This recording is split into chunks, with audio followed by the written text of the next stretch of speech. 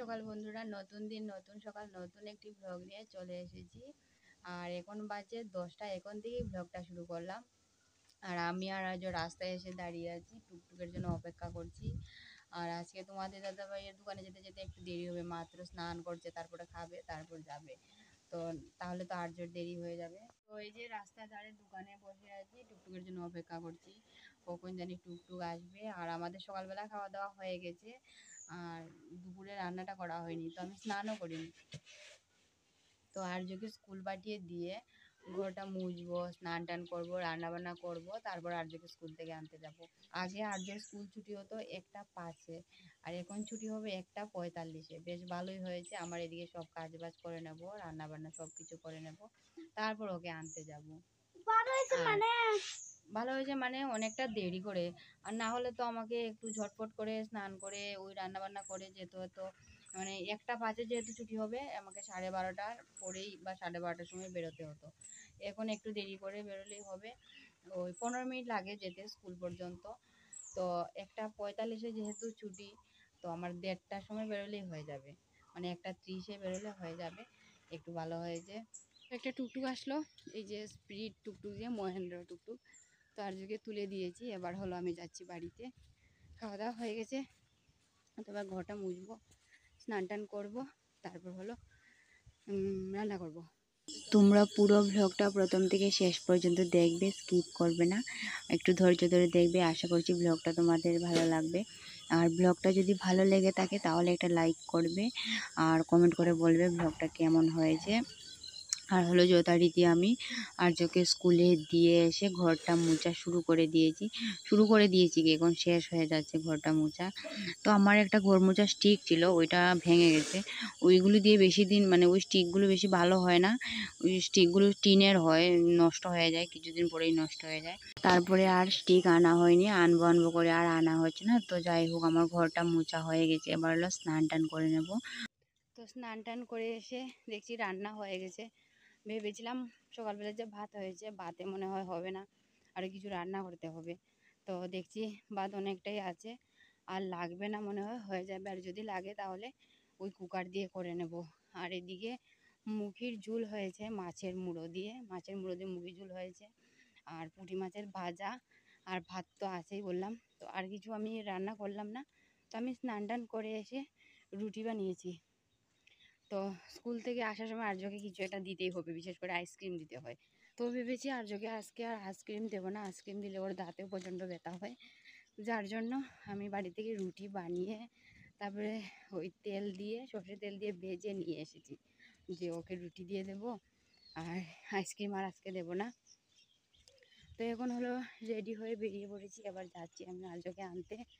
আর এখন ঘড়িতে সময় বাজে প্রায় 1টা 30, তো বাজবেই, 1টা 30 হয়ে গেছে, 1টা 45-এ ছুটি। তোমাদের সাথে গল্প করেছিলাম, আমি রুটি বানিয়েছিলাম। তো যখন আমি আটা মাখছিলাম তখন আমি অনেকটাই আটা মেখে নিয়েছি।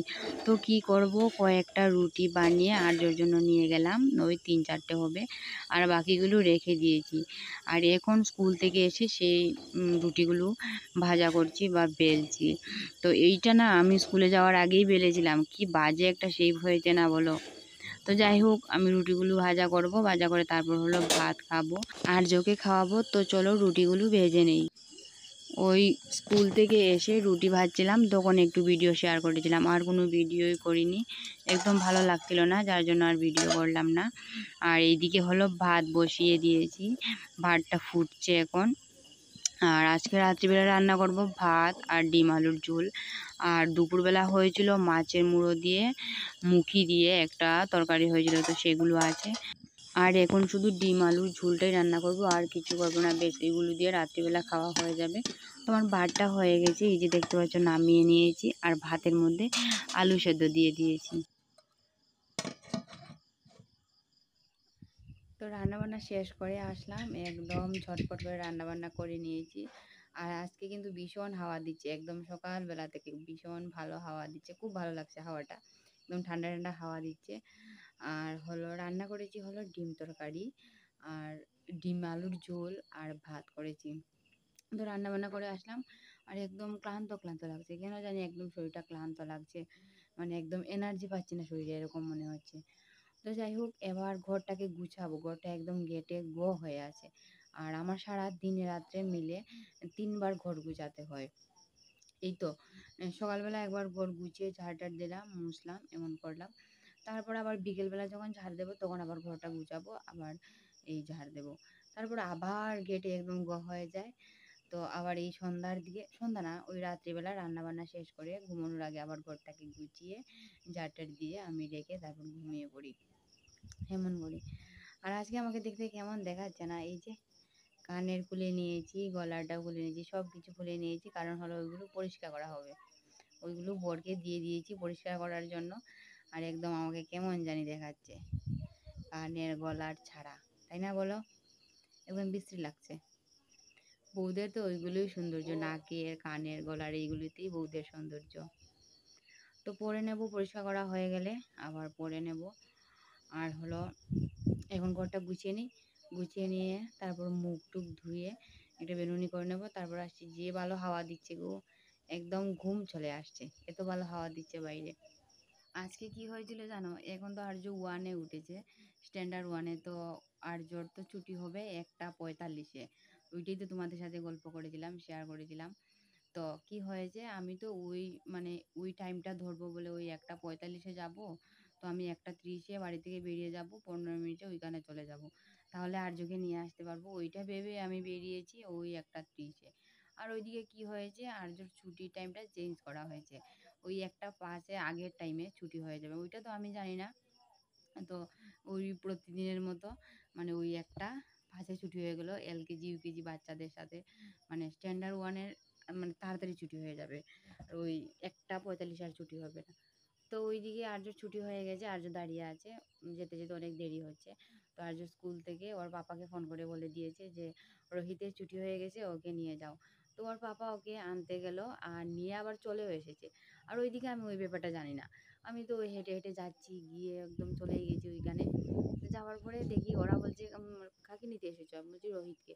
ও রোহিত তো চলে গেছে ওর বাবার সাথে। আমি তো একদম অবাক হয়ে গেছি, আরে আর্য চলে গেছে আমি জানি না।